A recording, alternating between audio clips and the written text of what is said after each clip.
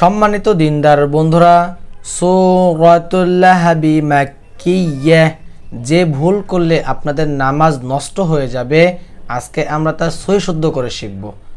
আসুন তাহলে শুরু করি। আউযু বিল্লাহি মিনাশ শাইতানির রাজিম, বিসমিল্লাহির রহমানির রহিম। তাব্বাত ইয়াদা আবি লাহাবিন ওয়া তাব।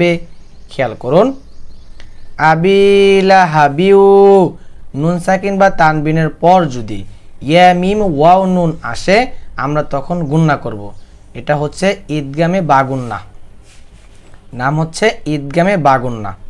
এখন সকালে খেয়াল করুন, এখানে আমি বললাম লাহাবিউ ওয়া তাবে, লাস্টে বলছি ওয়া তাবে। কেন বলছি?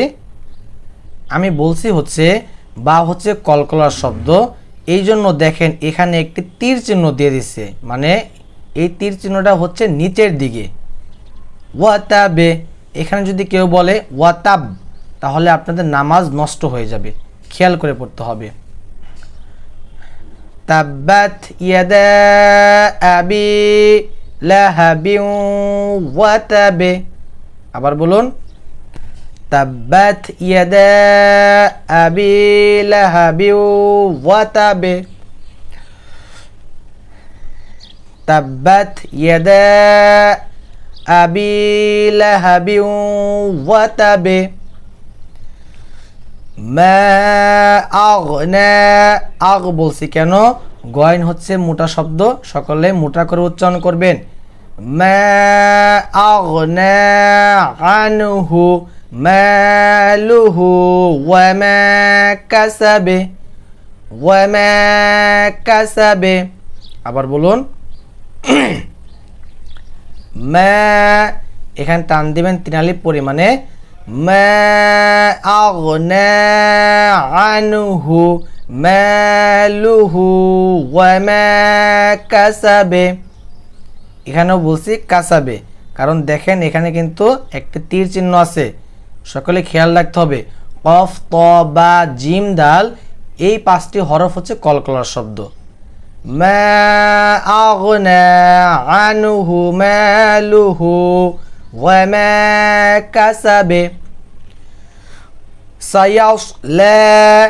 সায়াসলা নারং বলছি কেন? খেয়াল করেন, নুন সাকিন বা তানবিনের পর যদি ইকফার কোনো একটি হরফ আসে, তখন আমরা ইকফা গণনা করব। এখানে দাল হচ্ছে ইকফার হরফ, এই জন্য আমরা বলছি নারং যাতা লাহা। এখানে খেয়াল করেন, এখানে আমরা সকলে সব মিলাইয়া পড়ি। কেমনে বলি? যাতা লাহাবিন ওয়া আমরাআতুহু, এইভাবে কিন্তু আমরা বলি। এখানে কিন্তু আমরা অক্ফ করতে পারবো। দেখেন, সায়াসলা নারং যাতা লাহাবে, কি বলছি? যাতা লাহাবে। যদি আমরা লাহাবে বলি তাও কোনো সমস্যা নেই, আর যদি বলি আমরা একসাথে সব মিলাইয়া পড়বো, তাহলে এখানে আমাদের গুণনা করতে হবে, লাহাবিউ বলতে হবে। আমরা কিন্তু সকলেই এমনি বলি, সায়াসলা নারং যাতা লাহাবিন ওয়া আমরাআতুহু, এখানে আমরা ওয়াকফ করে দিই, ওয়া আমরাআতুহু।